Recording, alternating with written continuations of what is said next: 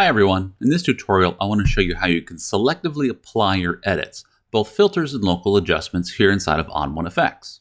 So far everything we've shown you have been applying a filter or a preset to the entire photo, but that's just the tip of the iceberg in terms of the control you have in effects. So let's take this photo, we're going to do some cool local adjustments to it. Now before we do that I want to remove a few distractions. So I'm just going to grab the retouch tool, make sure I've got the healing brush selected, and I'm just going to remove these couple little branches and a little bit of dust on the background of this photo that were bothering me. There we go. Now we've got it, a nice blue sky. I want to turn this into a powerful black and white photo and even put in a different sky for it. So let's show you how we would go about that.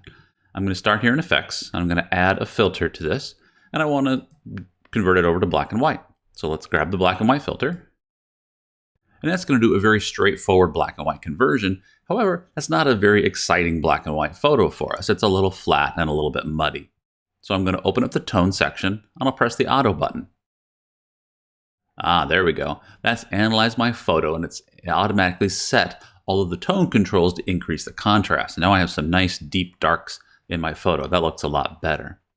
The next thing I want to do is I want to darken up that sky a little bit. An easy way to do that is to grab the targeted brightness tool. I can just click on that tool, click on the area that I want to make lighter or darker, and then just drag to the left to darken it or to the right to lighten it. It'll select that color range in the color photo and then you lighten or darken it in the black and white representation. All right, that looks a lot better than our initial black and white conversion. Next, let's add a filter that's going to really enhance the body of the building. We want to bring out the contrast and the sharpness in it. I'm going to add one of my favorite filters called Dynamic Contrast.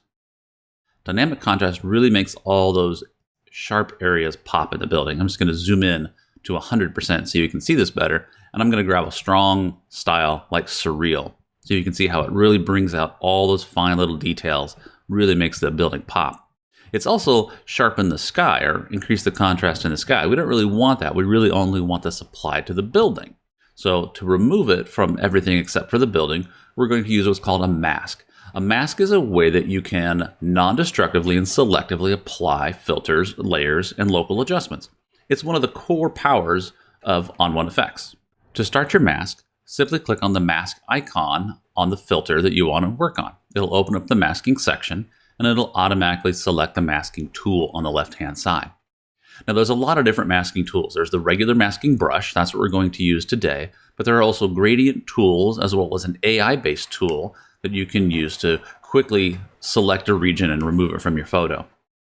I'm going to show you how to do this with the masking brush, and we're going to turn on what's called the perfect brush option. The perfect brush is going to detect a color in the photo underneath it and only paint out that color and leave everything else in place.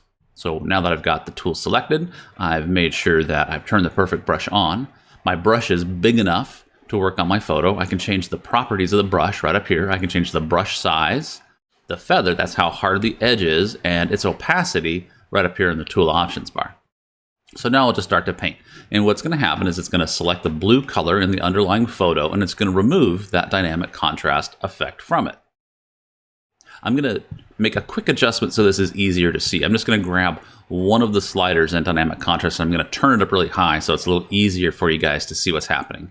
I'm just going to grab my shadow slider. I'm going to turn it way down so it makes the sky black. This will just make it easier for you to see as I paint. All right, so there, I'm going to start to paint. And you notice how it's removing that dynamic contrast filter and it's stopping automatically at the edge of the building. It's not removing it from the building. So I'm just going to brush right around the edge of my photo, just like this.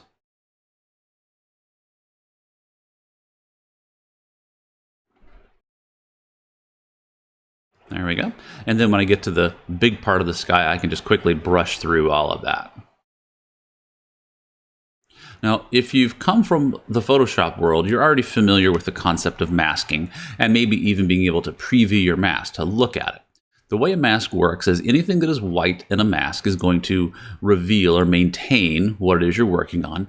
Anything that becomes black in the mask is going to hide what you're working on, hide the layer or hide the filter.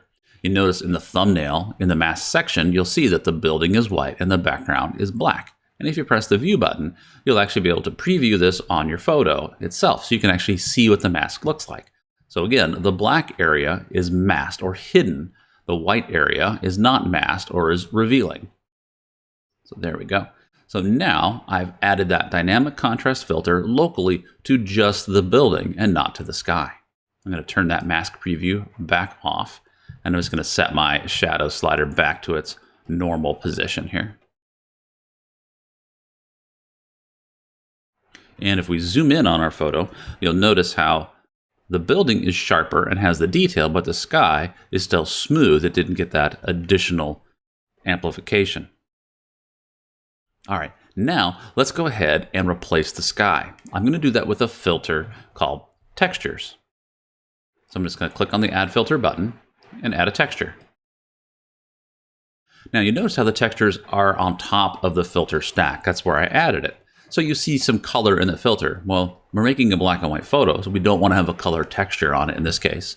So all I do is simply reorder my stack. If I drag it below the black and white filter, now you'll see how the texture is black and white. Let's go find a sky. So I'm going to click on categories. I'm going to scroll down until I find the sky category. There we go. And now we can just flip through the skies until we find one that looks good on our photo. Don't worry that it's on top of the building. We're going to use that same masking technique that I just showed you to remove it from the building. All we're going to do is look for one that looks good on our photo. So just scroll down until you see one that looks good.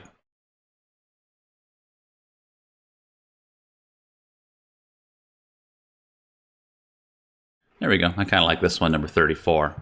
Now when I want to use a texture to replace a sky, rather than use it as a texture, I'm just going to change my mode to replace and change my opacity up to 100. So I'm getting the full strength of that replacement. But it also covered up the building, and we need to bring the building back. Now we could use those same masking tools that we used before, but we've already done it. We've already created a great mask for the building. Let's just use it again. So if I go back to that dynamic contrast layer and I click on the mask, I can click the copy button. That's going to copy the mask from this filter and allow me to add it down here to this filter. I'll just click on the mask and select paste. There you go. You can see how it's used the same mask. The only problem is it's backwards. It's removing it from the sky and not from the building. We want to do the opposite. So simply press the invert button. It's now going to flip that mask around, and voila. It's now applied the texture only to the sky and protected the building.